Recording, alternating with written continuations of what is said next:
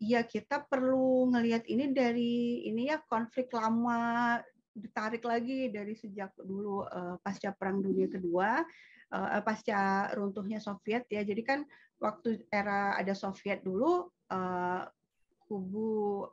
sistem internasional itu terbagi dua ya, ada blok barat, ada blok timur, dan kemudian Soviet runtuh kan, jadi tinggallah Amerika yang mendominasi dunia ya, dan Rusia menjadi pewaris Soviet. Tapi di antara mereka itu tetap ada upaya untuk melakukan pengimbangan kekuasaan, balance of power gitu kan.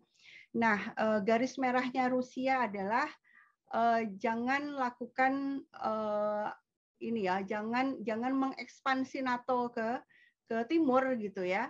Tapi kan yang dilakukan oleh Amerika Serikat terus ya mendorong agar negara-negara Eropa Timur satu persatu masuk ke dalam NATO. Tujuannya apa ya? Tujuannya kalau buat Amerika Serikat ya dominasi ya, ingin mendominasi agar semua negara-negara di Eropa itu bergabung dengan blok barat, dengan aliansi barat yang dipimpin oleh Amerika Serikat.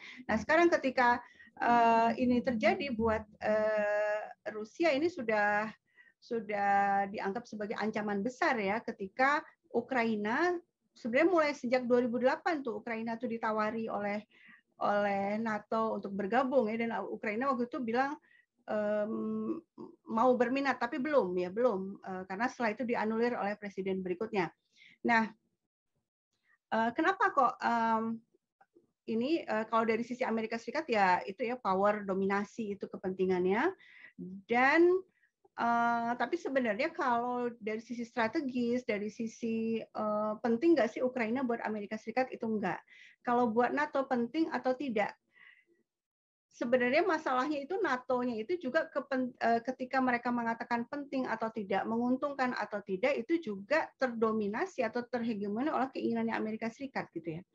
Jadi sebenarnya kalau mau hitung-hitungannya ya yang seperti tadi Mas bilang itu ya, buat mereka justru merugikan kalau Ukraina masuk gitu kan.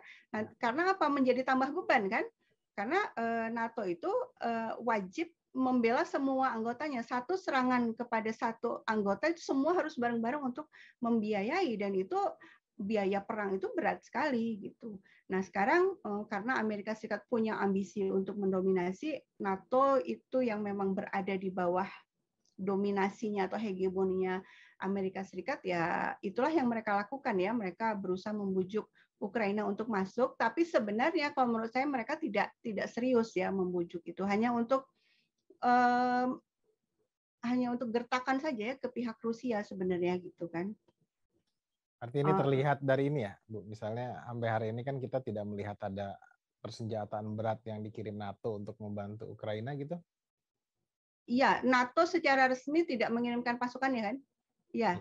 Karena itu berat sekali, mereka itu kan mereka itu kebanyakan negara-negara demokratis ya, tidak mudah untuk memutuskan sebuah keputusan perang gitu kan, harus lewat parlemen dulu dan lain-lain. Nah, tapi memang sayangnya yang dilakukan oleh sejumlah negara itu adalah justru mengirim senjata ke Ukraina, dan kita tahu yang batalion Azov ini yang berideologi neo-Nazi ini itu sudah masuk ke dalam struktur keamanan nasionalnya Ukraina, udah masuk resmi gitu ya. Jadi bukan milisi jalanan yang yang preman-preman gitu, enggak, tapi udah masuk dalam struktur militer mereka gitu. Jadi artinya ketika...